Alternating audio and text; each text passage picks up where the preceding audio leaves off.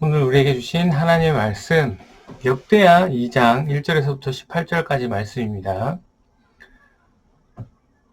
본문은 새벽 예배 큐티책이죠. 매일 성경 큐티책을 본문으로 계속해서 삼아서 매주 월요일마다 제가 새벽 설교를 하고 있기 때문에 그 말씀에 근거해서 준비하고 영상으로 올리고 있습니다. 본문 함께 보도록 하겠습니다. 솔로몬이 여호와의 이름을 위하여 성전을 건축하고 자기 왕위를 위하여 궁궐 건축하기를 결심하니라. 솔로몬이 이에 짐꾼 7만 명과 산에서 돌을 떠낼 자 8만 명과 이를 감독할 자 3,600명을 뽑고 솔로몬이 사절을 두로 왕 후람에게 보내어 이르되 당신이 전에 내 아버지 다윗의 백향목을 보내어 그가 거주하실 궁궐을 건축하게 한 것 같이 내게도 그리하소서. 이제 내가 나의 하나님 여호와의 이름을 위하여 성전을 건축하여 구별하여 드리니 주 앞에서 향재료를 사르며 항상 떡을 차려 놓으며 안식일과 초하루와 우리 하나님 여호와의 절기에 아침 저녁으로 번제를 드리려 하오니 이는 이스라엘의 영원한 규례이다. 내가 건축하고자 하는 성전은 크니 우리 하나님은 모든 신들보다 크심이라. 누가 능히 하나님을 위하여 성전을 건축하리요 하늘과 하늘들의 하늘이라도 주를 용납하지 못하겠거든. 내가 누구이기에 어찌 능히 그를 위하여 성전을 건축하리요 그 앞에 분향하려 할 따름이다. 이제 청하건대 당신은 금, 은, 동, 철로 제조하며 자색, 홍색, 청색 실로 집조하며 또 아로 새길 줄 아는 재주 있는 사람을 하나 내게 보내어 내 아버지 다윗이 유다와 예루살렘에서 준비한 나의 재주 있는 사람들과 함께 일하게 하고 또 레바논에서 백향목과 잣나무와 백단목을 내게 보내소서. 내가 알거니와 당신의 종은 레바논에서 벌목을 잘 하나니 내 종들이 당신의 종들을 도울지라. 이와 같이 나를 위하여 제목을 많이 준비하게 하소서. 내가 건축하려는 성전은 크고 화려할 것이니라. 내가 당신의 벌목하는 종들에게 찌은 밀 2만 고루와 보리 2만 고루와 포도주 2만 밭과 기름 2만 밭을 주리다 하였더라. 두로 왕 후람이 솔로몬에게 답장하여 이르되 여호와께서 자기 백성을 사랑하심으로 당신을 세워 그들의 왕을 삼으셨도다. 후람이 또 이르되 천지를 지으신 이스라엘의 하나님 여호와는 송축을 받으실지로다. 다윗 왕에게 지혜로운 아들을 주시고 명철과 총명을 주시사 능히 여호와를 위하여 성전을 건축하고 자기 왕을 위하여 궁궐을 건축하게 하시도다. 내가 이제 재주 있고 총명한 사람을 보내오니 전에 내 아버지 후람에게 속하였던 자라. 이 사람은 단의 여자들 중 한 여인의 아들이요 그의 아버지는 두로 사람이라 능히 금은동 철과 돌과 나무와 자색 청색 홍색 실과 가는 배로 일을 잘하며 또 모든 아로 생기는 일에 익숙하며 모든 기묘한 양식에 응한 자니 그에게 당신의 재주 있는 사람들과 당신의 아버지 내 주 다윗의 재주 있는 사람들과 함께 일하게 하소서. 내 주께서 말씀하신 밀과 보리와 기름과 포도주는 주의 종들에게 보내주소서. 우리가 레바논에서 당신이 쓰실 만큼 벌목하여 때를 엮어 바다에 띄워 욥바를 보내리니 당신은 제목들을 예루살렘으로 올리소서 하였더라. 전에 솔로몬의 아버지 다윗이 이스라엘 땅에 사는 이방 사람들을 조사하였더니 이제 솔로몬이 다시 조사하며 모두 15만 3,600명이라. 그 중에 7만 명은 짐꾼이 되게 하였고 8만 명은 산에서 벌목하고였고 3,600명은 감독으로 삼아 백성들에게 일을 시키게 하였더라. 아멘. 오늘도 주신 본문을 통해서 하나님의 뜻을 깨닫는 귀한 시간 되시길 바랍니다.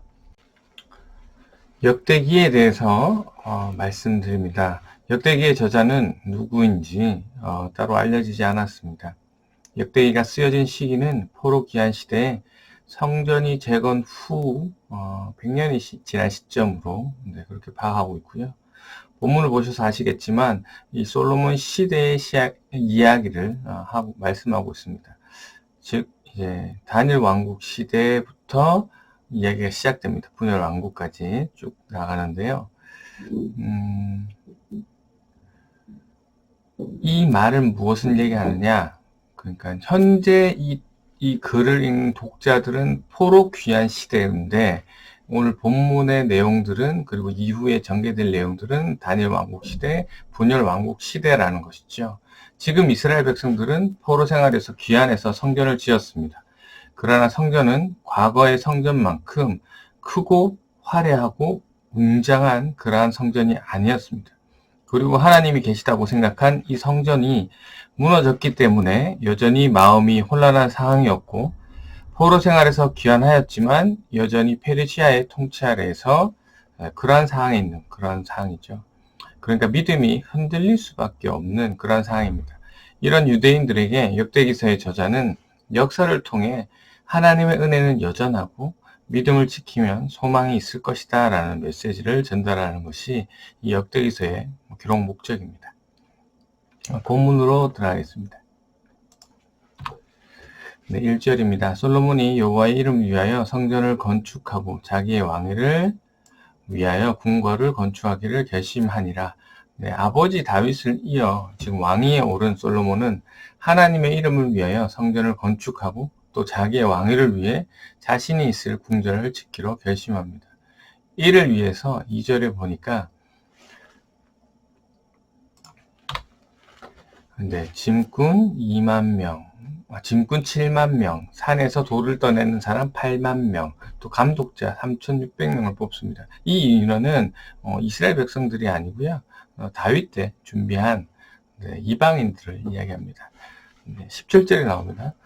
3절에 보시면 솔로몬은 이웃나라 두로 지역의 왕인 후람 왕에게 이제 사람을 보내어서 이야기를 하죠.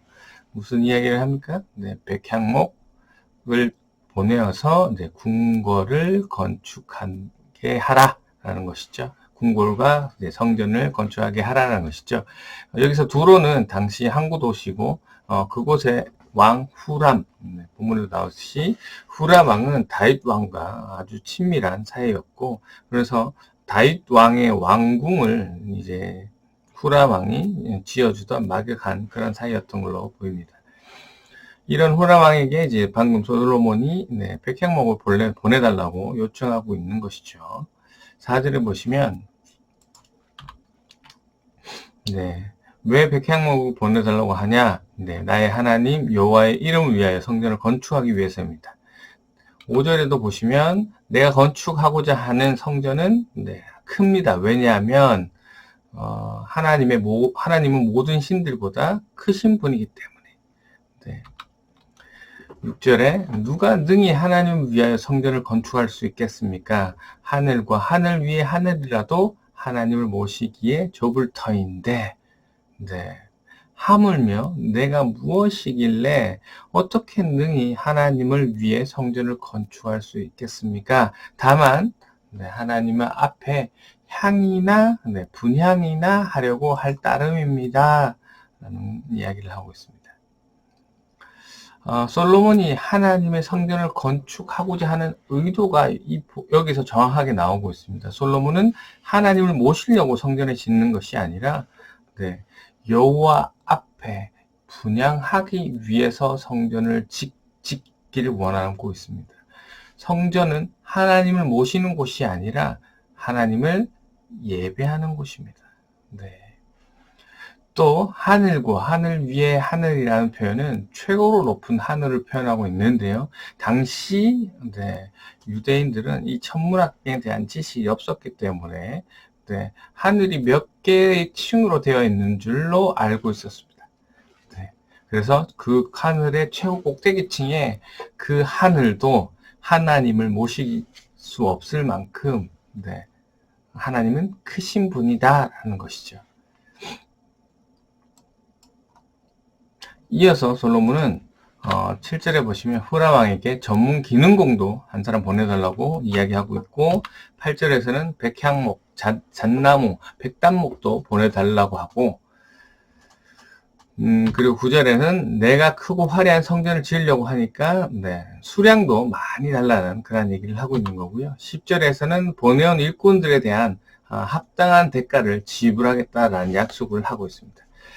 11절부터는 후람왕의 답장이 기록되어 있는데요. 네, 12절에 보시면 후람왕이 이스라엘 하나님을 찬양하는 그런 문구가 여기서 나오는데, 이렇다고 해서 후람왕이 하나님을 유일신으로 믿었냐? 그렇지 않습니다. 당시에는 여러 신을 믿는 다신 사상이었기 때문에 후람왕이 이스라엘의 신, 그러니까 여호와를 당시 많은 신들 중에 하나라고 인정하고 찬양하는 것입니다. 그냥 찬양하는 것뿐입니다. 그리고 솔로몬의 요청에 따라 지금 이제 전문적이고 뛰어난 기술자를 보내겠다는 이야기를 계속해서 쭉 하고 있고요. 15절에 보시면 네, 후람 왕이 솔로몬을 주라고 표현하고 있습니다. 네. 왜냐하면 이 다윗 왕 때 뭐 합니까? 전투를 통해서 주변 국가들을 다 점령했잖아요. 그래서 다 속국으로 삼았습니다. 여기 두로 지역 역시 다윗의 속국이었습니다. 그래서 이 솔로몬을 주라고 표현하고 있습니다. 네.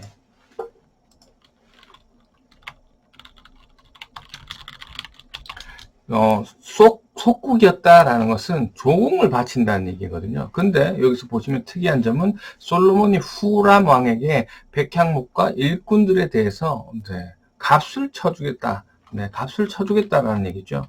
그것도 제값을 쳐주겠다. 네, 더 주는 거일 수도 있고요. 정하지 않지만 값을 지불하고 있다라는 것입니다. 이 솔로몬이 지불하겠다라는 이 값이 적은 금액이 아닙니다. 아주 큰 금액입니다.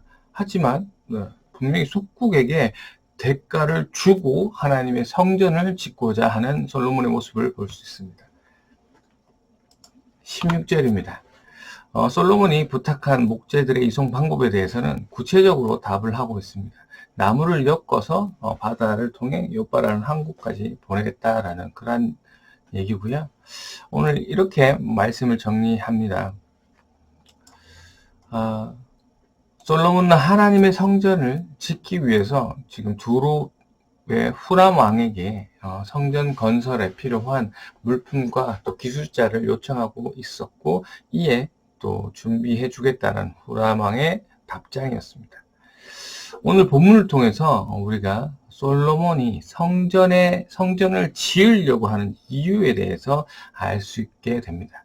첫 번째로 우리 본문 1절에서 보셨듯이 하나님의 이름을 위하여 성전을 짓고자 하였습니다. 두 번째로 6절에 나오듯이 하나님을 예배하기 위해서 성전을 짓고자 하였습니다. 오늘 이 말씀을 가지고 묵상하기를 원합니다.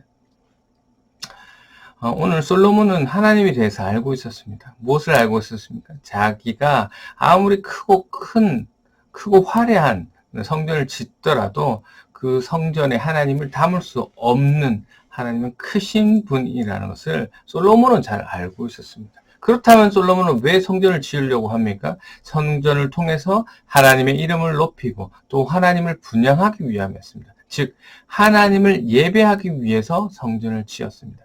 그런데 솔로몬과 다르게 이스라엘 백성들의 생각은 달랐습니다. 하나님께서는 성전에 계시는 분이라고 생각했죠. 이러한 잘못된 개념을 가지고 있던 이스라엘 백성들이 성전이 파괴됐죠. 어떻게 됩니까? 네, 큰 충격에 빠지게 됩니다. 하나님이 계신 성전은 절대로 파괴될 리가 없다라고 생각했죠. 네.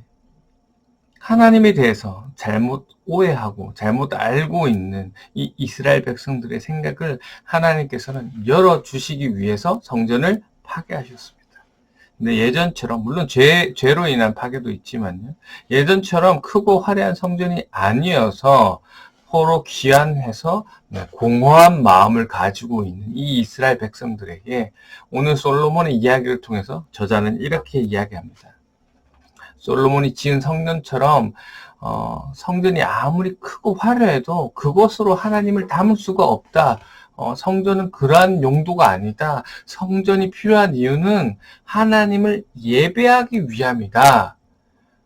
포로로 귀환한 너희들 지금 성전 크기 때문에 마음이 허탈하고 믿음이 흔들리냐? 아니다. 너희들 본질에 집중해라. 성전은 하나님을 예배하는 곳이다. 라는 이야기를 하고 있는 것입니다. 이러한 오해를 오늘날 크리스찬들도 합니다. 네, 성전에 하나님이 계시니까 크고 멋지고 화려해야 된다는 것이죠. 성전에 하나님이 계시니까 예배당에서 드리는 예배가 마치 진짜 예배인 것처럼 느끼고, 그러니까 주일 오전 11시가 아닌 다른 시간에 다른 장소에서 드려지는 예배는 진짜 예배가 아닌 것처럼 느껴지는 것이죠. 네, 그렇게 느끼고 있습니다, 실제로.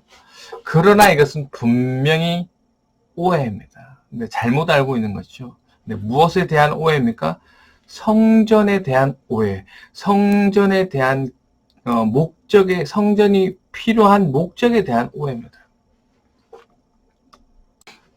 성전은 무엇입니까? 네, 오늘날 무엇을 성전이라고 합니까? 네, 바로 예수 그리스도를 구주로 주인으로 믿는 사람을 성전이라고 하고 있습니다. 네, 잘 아시면서 왜 꼭 예배당에서 예배를 드려야지만 예배를 하고 생각하시는지를 모르겠습니다. 성전은 바로 여러분입니다. 여러분이 움직이시면 그것은 움직이는 성전이 되는 겁니다. 네, 하나님이 거하시는 것이기 때문에. 다시 한번 또 얘기합니다. 성전은 무엇을 합니까? 네, 성전은 무엇을 해야 되는 것입니까? 하나님을 예배하는 것입니다. 네, 성전의 기능이죠.